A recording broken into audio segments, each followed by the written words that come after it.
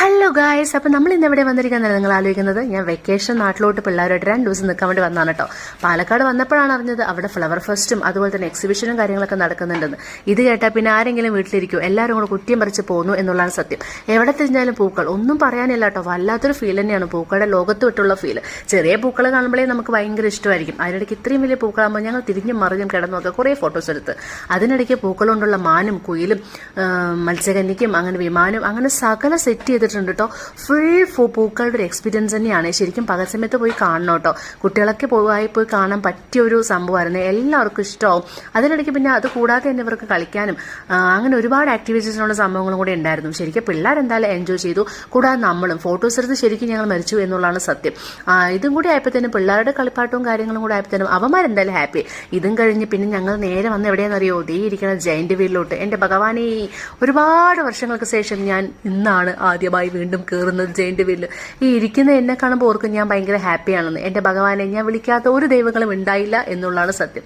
ഇത് കഴിയുന്നവരെ ഞാൻ കണ്ണുപോലും തുറന്നില്ല. ചേച്ചിയുടെ മോളാണ്, അവളൊക്കെ ഭയങ്കര ഹാപ്പിയാണ്, അവൾ വീഡിയോ ഒക്കെ എടുക്കുന്നുണ്ട്. പക്ഷെ ദൈവമേ, ഞാനൊന്നും കണ്ടില്ല. ഫുള്ളും കാറ്റ് മാത്രമേ ഞാൻ അറിഞ്ഞുള്ളൂ.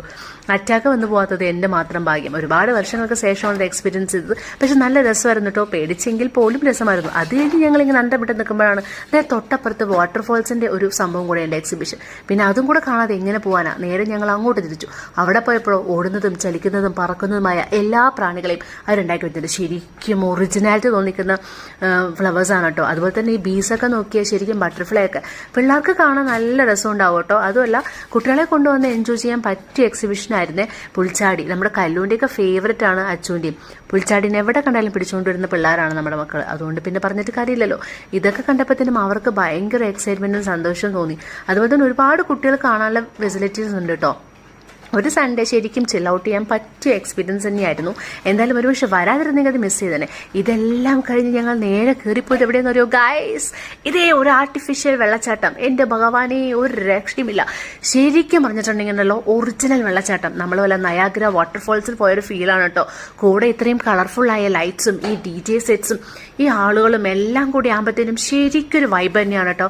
ഞങ്ങൾ ശരിക്കും എൻജോയ് ചെയ്തെന്ന് പറയാം. പിന്നെയാണ് DJ സ്റ്റാർട്ട് ചെയ്തത്. പിന്നെ പറയണോ, അവിടെ പരിപാടിയാണ് എക്സിബിഷനുള്ള ചെന്നത് ഞങ്ങൾക്കുണ്ടായിരുന്നു. ഞങ്ങൾ ഫാമിലിയായിട്ട് തകർത്ത് ആഘോഷിച്ചു എന്നുള്ളതാണ് സത്യം.